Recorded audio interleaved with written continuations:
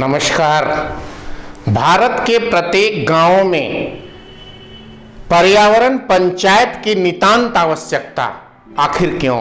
जी हाँ, मैं बिंदु भूषण दुबे सृष्टि रक्षा चैनल में आपका स्वागत करता हूं। वर्तमान परिस्थिति में ऐसे संकट प्राकृतिक रूप से पैदा हो गए हैं जब भारत के नहीं पूरी दुनिया के प्रत्येक व्यक्ति को पर्यावरण की रक्षा, उसके संरक्षण और विकास के लिए महत्वपूर्ण भूमिका निभानी होगी। हम भारत देश की बात करते हैं। भारत में लगभग 750 जिले हैं। पूरे भारत में 130 करोड़ से अधिक की आबादी है। 7 लाख से अधिक भारत में गांव हुआ करते थे। लेकिन भारत की विपदा और भारत की विपत्ति ये है कि भारत में पूरे देश में अवैध निर्माण कार्य बड़े जोरों पर चल रहा था। वैसे भी भारत में एक कानून है, वो कानून है कि आप मकान जब बनाते हैं तो नक्शा पास केवल शहरों में होता है। शहरों में नगर निगम की संख्या पूरे भारत में लगभग 550 है। इसलिए जब गांवों में पक्के का मकान बनता है, बड़े महल और हवेलियां बनती है, उसके नक्शा को पास कराने की आवश्यकता सरकारी तौर पर नहीं होती।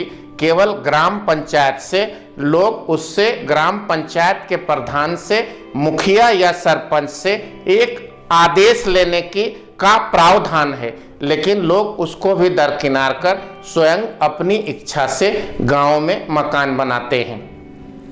पिछले 20 से 25 वर्षों में भारत में एक बहुत बड़ी गंभीर समस्या उभरी है।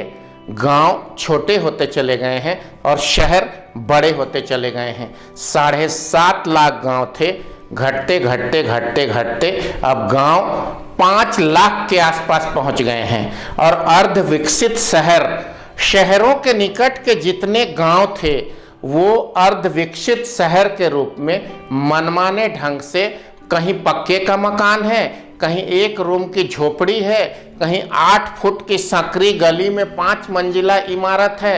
ये भारत की असली तस्वीर शहरों से सटे गांवों की उभर चली है। स्थिति विस्फोटक है। सभी तरफ गंदगी और प्लास्टिक के अंबार हैं। अव्यवस्थित सड़क, अव्यवस्थित नाली, बजबजाती हुई गंदगी, मल मूत्र निकासी का कोई समुचित रास्ता नहीं।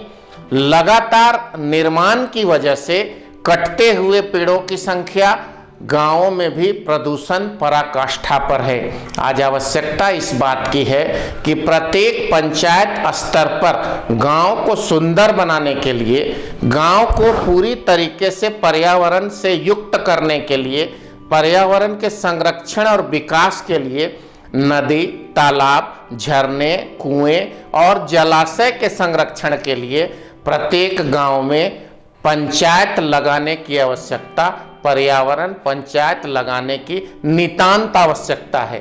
प्रत्येक व्यक्ति को ये सोचना होगा कि उसके गांव में शुद्ध हवा मिलती है क्या, उसके गांव में संपूर्ण जल की व्यवस्था है क्या, उसका गांव पूरी तरह से स्वच्छ है क्या। याद रहे, यदि गांव स्वच्छ नहीं रहेगा तो गांव स्वस्थ भी नहीं रहेगा, गांव के लोग बीमार रहेंगे।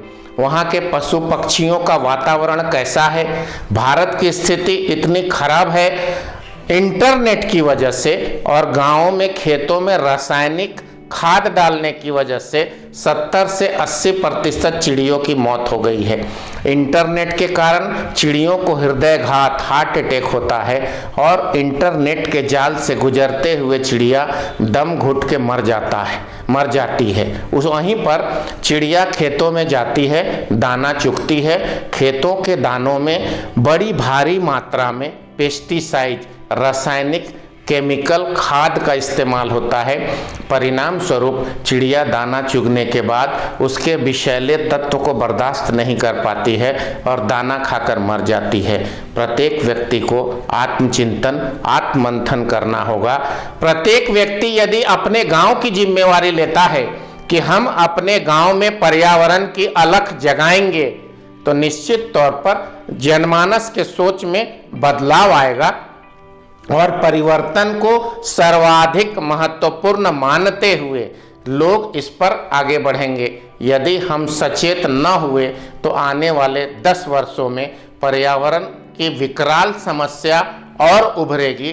पृथ्वी का तापमान बढ़ेगा, पानी कम होगी, पेड़ कट रहे हैं जिससे बारिश भी कम होगा, नदी, झरने, तालाब सूखना जारी होगा। तालाबों और नदियों के पानी के घनत्व में कमी आई है, लगातार कमी आ रही है। पानी का जल स्तर पृथ्वी से धीरे धीरे नीचे की ओर जा रहा है।